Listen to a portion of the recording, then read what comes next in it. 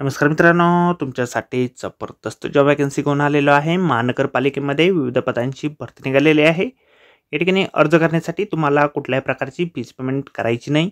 परीक्षा देखील तुमच्या या ठिकाणी होणार नाही। तुम्ही महिला असाल, पुरुष असाल, दोघंही या ठिकाणी अर्ज करू शकता। वयमर्यादा तुम्हाला या ठिकाणी 18 ते 40 वर्षापर्यंतची देण्यात आलेली आहे। अर्ज करण्याची शेवटची तारीख 30 सप्टेंबर 2024 या ठिकाणी आहे।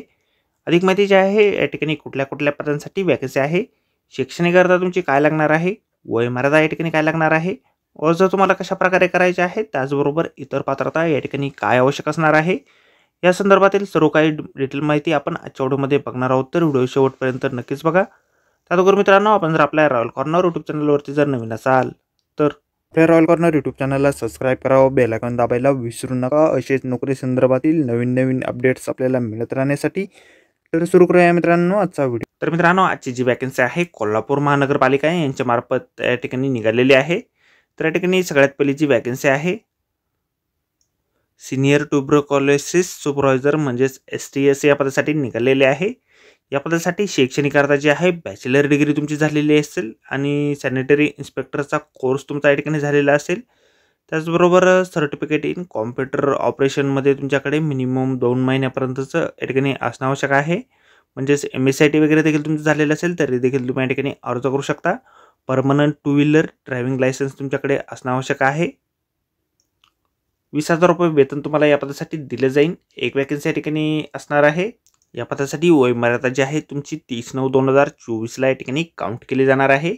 किमान वय तुमचं 18 वर्ष आणि कमाल वय तुमचं 38 वर्ष या ठिकाणी असणं आवश्यक आहे।